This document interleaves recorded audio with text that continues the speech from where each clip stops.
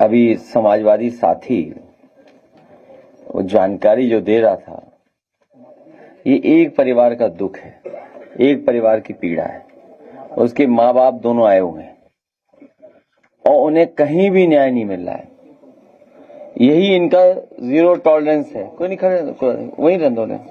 यही zero tolerance है इनका, यही जीरो टॉलरेंस है कि न्याय नहीं मिल सकता। न्याय के लिए आप कहीं भटकते रहें।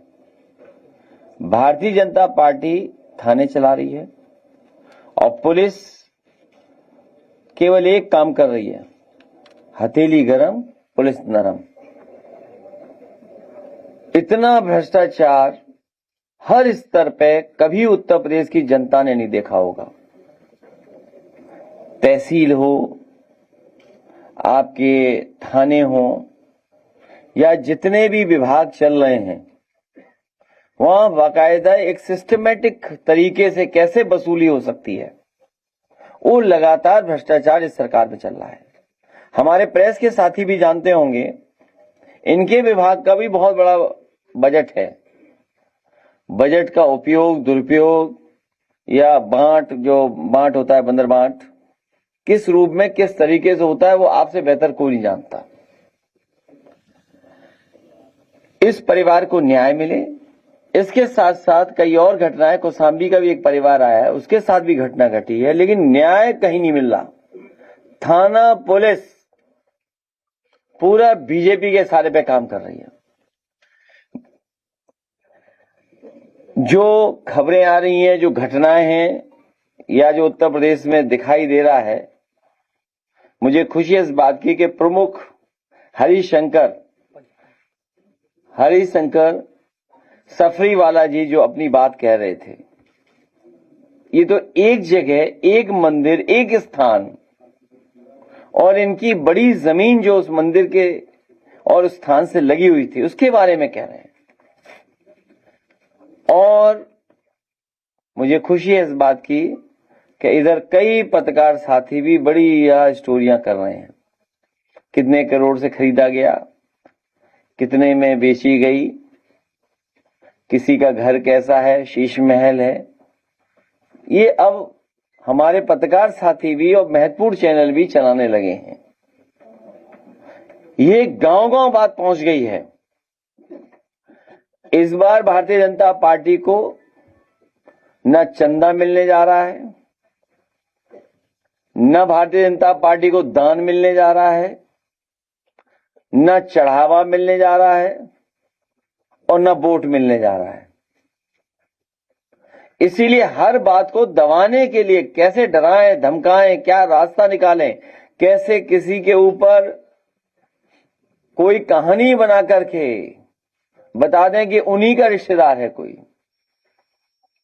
हमारा ही परिचय का कोई है। मैंने कल भी कहा, फिर कहता हूं, मर्यादा का पहला नाम प्रभु श्री राम और दूसरा नाम संविधान। आस्था, मर्यादा और श्रद्धा से खिलवाड़ की है और अब संविधान और लोकतंत्र से भी सरकार खिलवाड़ करने की तैयारी कर रही है। जो बात वोट से नहीं बनी, वो सांसदों को डरा के धमका के बता रहे हैं। अब तो कोई गब्बर सिंह वाला भी ऐड आ गया है कि समाजवादी पार्टी अकेली बची है जो भी नहीं टूटी है। तो इन्होंने कोई ऐसा नहीं जिसको दगा ना दिया हो। संविधान को भी दगा दिया है, मर्यादा को भी दगा दिया है, आस्था को भी दगा दिया है, श्रद्धा को भी दगा दिया है। और ये हमारे जो आदरणीय प्रमुख हरिशंकर सफरीवाला जो आए हैं, कौन सी जगह पर नहीं गए, ये सोचिए। हर एक के दरवाजे गए हैं, हर एक से इन्होंने अपने लिए न्याय मांगा, अपना स्थान मांगा, अपना मंदिर मांगा। लेकिन सुना है कि वहां पर नए नए तरह के माफिया आकर के कब्जा कर रहे हैं। हमें उम्मीद है कि प्रभु श्री राम के जो चढ़ावा को लेकर के चर्चा बनी है, वो सच्चाई और बाहर आएगी, सच्चाई जनता जानेगी, तब लोकतंत्र में निर्णय जनता लेगी। और हमें उम्मीद है कि इन्हें भी न्याय मिलेगा जो आज हमारे बीच हमारे आपके सामने आए हैं।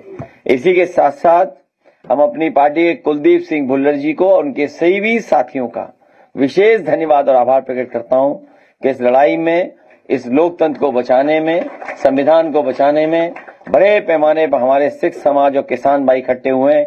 मैं इन सबका बहुत बहुत आभारी हूं।